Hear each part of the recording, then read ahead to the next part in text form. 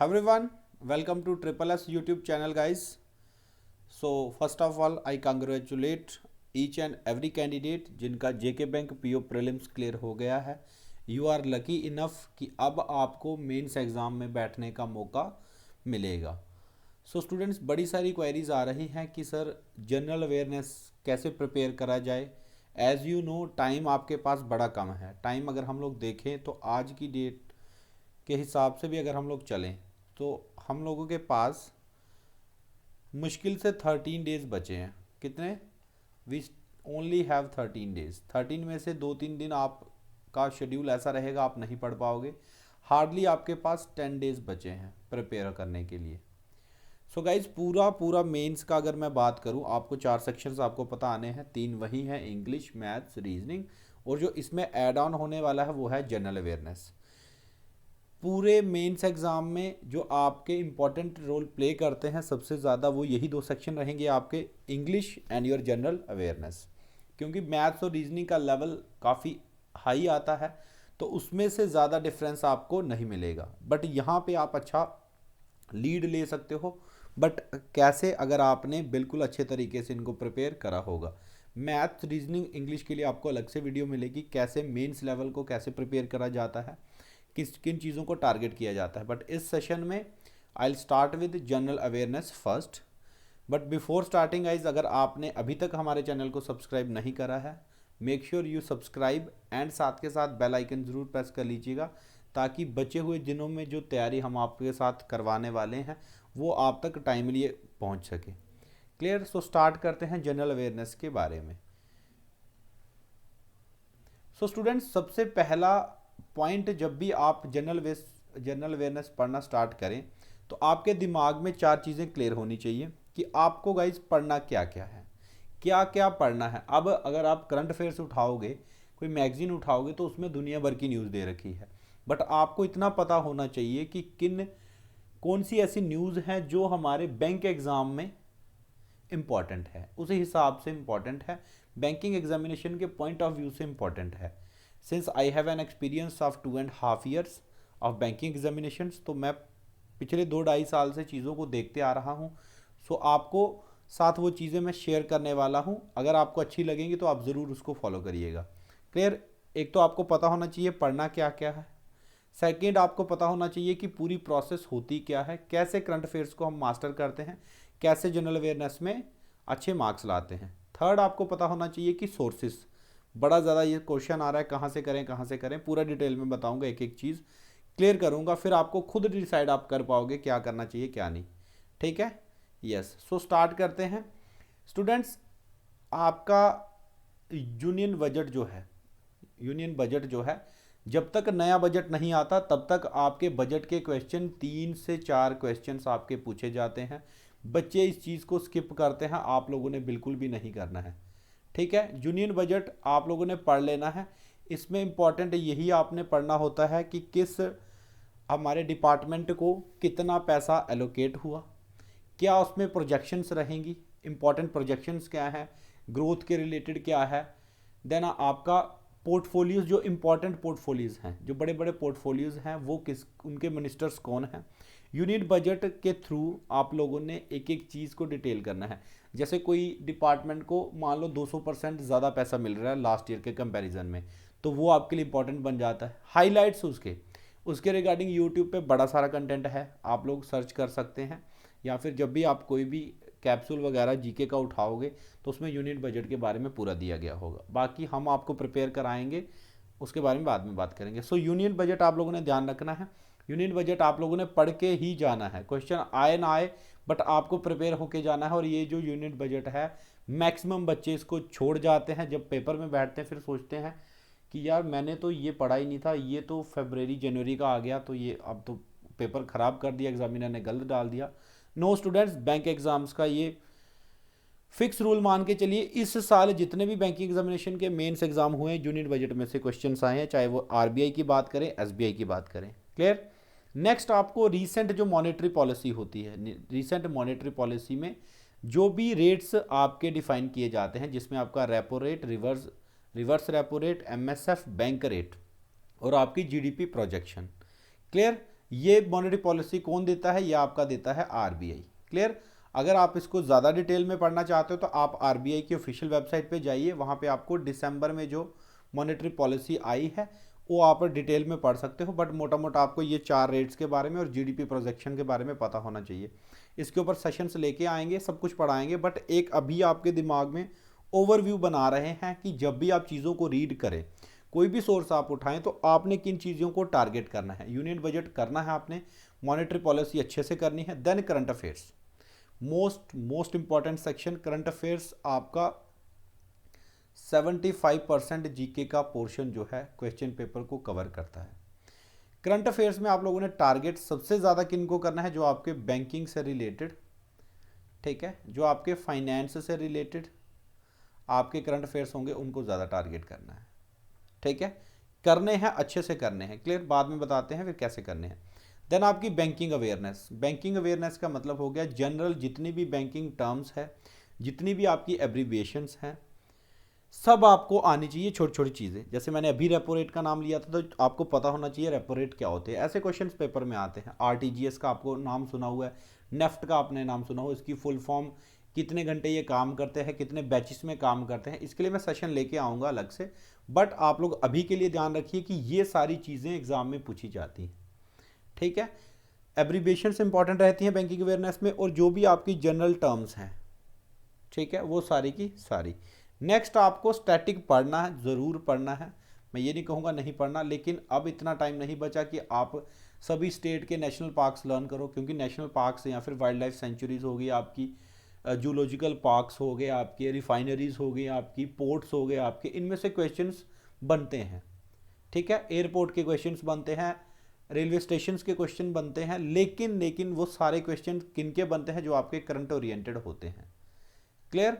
जैसे कोई बीच है, अगर कोई बीच मान लो उसको कोई सर्टिफिकेशन मिली है, ठीक है, अब क्वेश्चन जो बैंक एग्जाम में उसमें से फ्रेम होता है वो यही पूछेगा कि इस फलाने बीच को ये रिकॉग्निशन दी गई है, कोई एफिलिएशन मिली है, तो आपने ये बताना है कि ये किस स्टेट में लोकेटेड है या फिर किस डिस्ट्रिक्ट में लोकेटेड है। तो स्टैटिक पढ़ना है, बट कैसे पढ़ना है अभी मैंने बता दिया। आप कोई भी न्यूज़ पढ़ रहे हो कि इस चीज़ का, इस स्टेशन को जयपुर में ये प्लांट लगाया गया, तो पूछ सकता है कि जयपुर कौन सी स्टेट में है। ठीक है, इस तरह से क्वेश्चन बनते हैं। तो ये सारा आपके सामने ओवरव्यू है, ये चीज़ें आप लोगों ने टारगेट करते हुए चलना है। क्लियर? अब चलते हैं नेक्स्ट कि इसका एक प्रोसेस रहता क्या है बेसिकली। सो स्टूडेंट्स, इसमें टोटल 3 स्टेप रहते हैं। कुछ बच्चे क्या करते हैं, कुछ बच्चे पहले को स्किप कर देते हैं, सिर्फ सेकंड और थर्ड करते हैं। वो भी बच्चे काफ़ी अच्छा स्कोर करते हैं।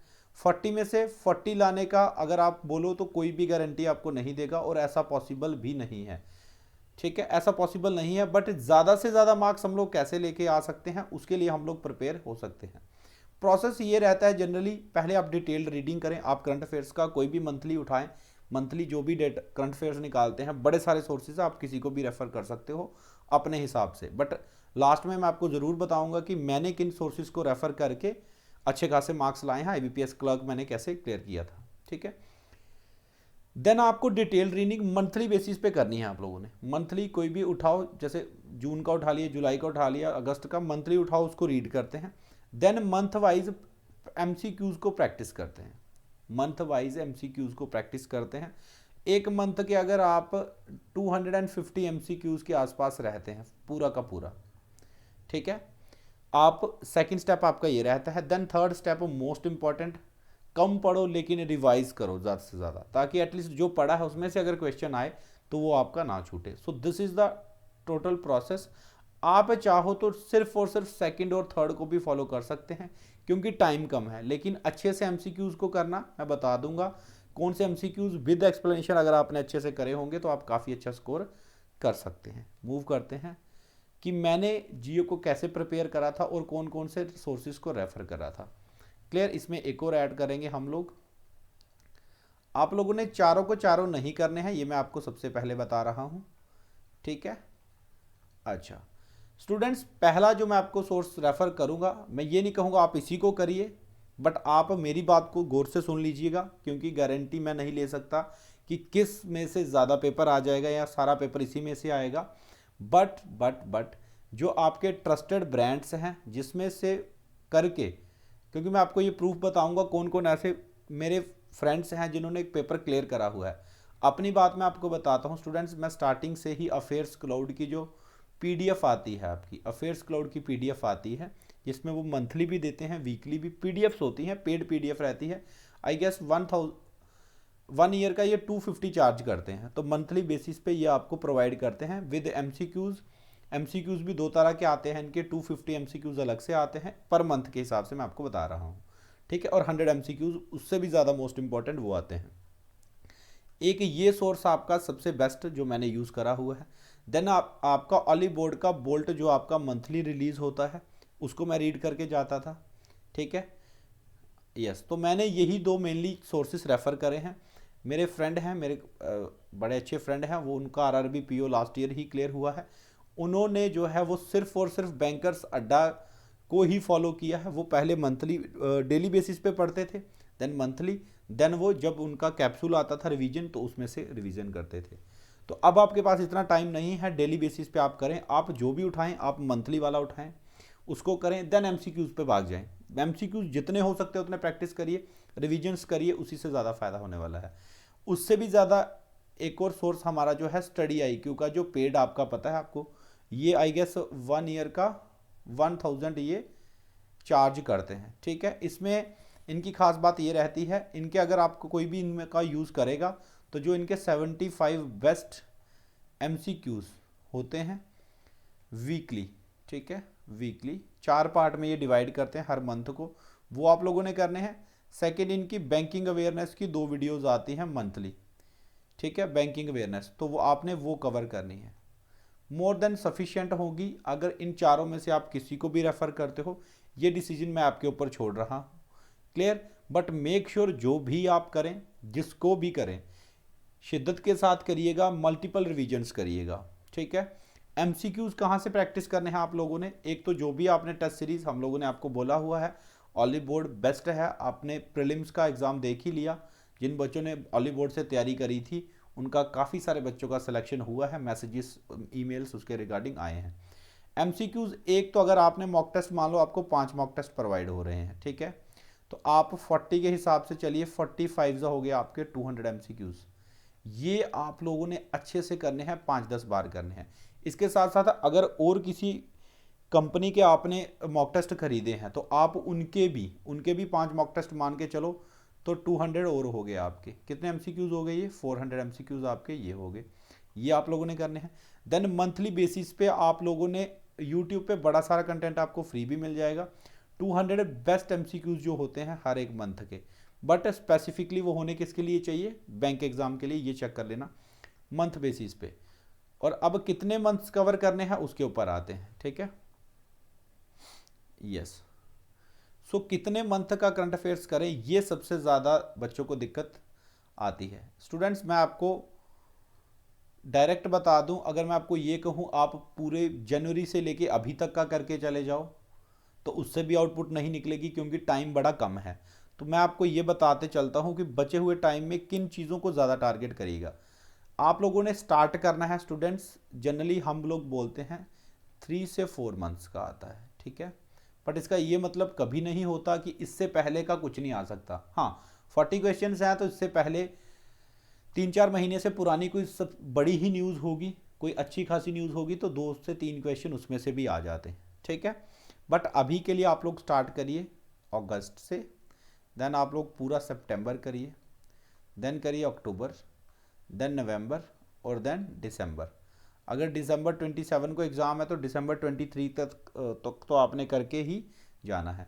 तो आपके पास कितने मंथ हो गए? अगस्त, सितंबर, अक्टूबर, नवंबर एंड दिसंबर। तो 5 महीने का आपका ये मैंने दे दिया आपको शेड्यूल, क्लियर। 5 महीने का करंट अफेयर्स आप लोगों ने करके जाना है।